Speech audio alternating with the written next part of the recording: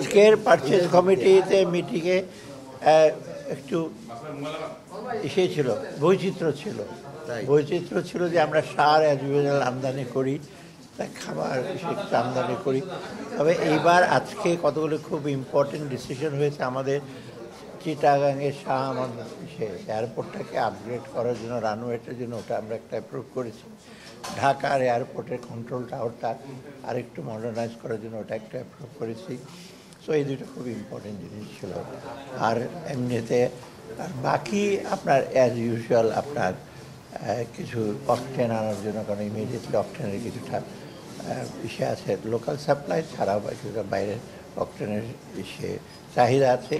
আমরা চাই না যে কোনো রকমের জ্বালানির কোনো রকম ইস্যু করব।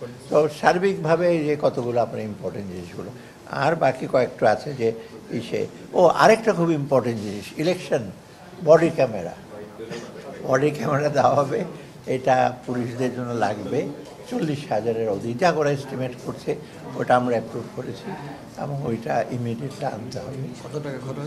এটা টাকা অঙ্ক নাই বললাম, কারণ এটা আমরা প্রকিউর করব ইউএনডিপির মাধ্যমে। অতএব প্রায় 40,000, ওটা এরা হিসাব করে দেবে থেকে। এটা ইউএনডিপির মাধ্যমে এটা ক্রয় করতে। ইউএনডিপি হলো কি, যেমন আমরা ইপিআই টিকা ইঞ্জেকশন ইউনিসেফের মাধ্যমে আনাই। কারণ হয় কি, টেন্ডার করে আনলে কোয়ালিটির ব্যাপার থাকে, তারপর আবার প্রাইসের ইস্যু আছে। ইউএনডিপি রেসপন্সিবল, ইউএনডিপি ওরা এনশিওর করবে গুড কোয়ালিটি ক্যামেরা এবং প্রাইস রেখে, তখন তো আর কন্ট্রোভার্সি থাকবে না, কারণ আমরা কারোর সাথে নেগোসিয়েটও করবো না, ওরা করবে। অর্থাৎ এই ইম্পর্টেন্ট জিনিসগুলো। হ্যাঁ, না এটা একটা না টাকা এটা বাংলাদেশ সরকারের টাকা, এটা অর্থ মন্ত্রণালয় থেকে আমরা অলরেডি, ওটা ইলেকশন পারপাসের সাথে এটা একটা অ্যাডিশনাল, এটা আমরা পুলিশের জন্য দেওয়া হচ্ছে, ইলেকশন কমিশনের জন্য। অর্থের এস্টিমেট করা হয় না স্যার? এটা নাই জানতে পারবেন যখন এটা কি বুঝলেন ভাই, অনলি যেটাই চাই। আমানতটা আপনার এয়ারপোর্টের আমাদের চিটাগাংয়েরটা আপনার রানওয়েটা গ্রেড 1, মানে আরও একটি স্পেস দরকার, বিশেষ করে বড় প্লেনগুলো গ্রেড 2-তে উন্নীত করার জন্য এটাকে লাগবে কিছু অ্যাডিশনাল। আর আপনার ঢাকার যে কন্ট্রোলটা যে আছে ওটার কিছু আরও মডার্নাইজেশন করতে হবে, ওটার জন্য দেওয়া হয়েছে 2টা কমিউনিকেশন। আচ্ছা,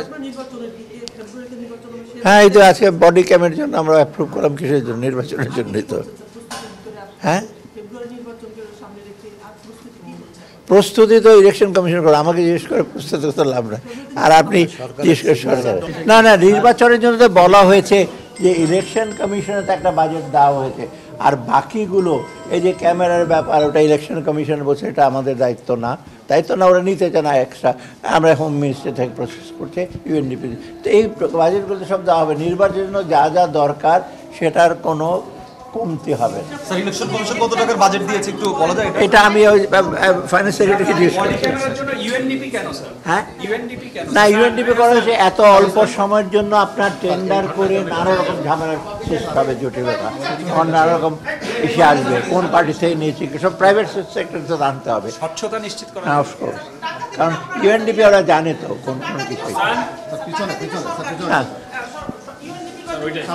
না, টাকা দেবে সরকার, কিন্তু কিনতে হবে তো প্রাইভেট সেক্টর থেকে।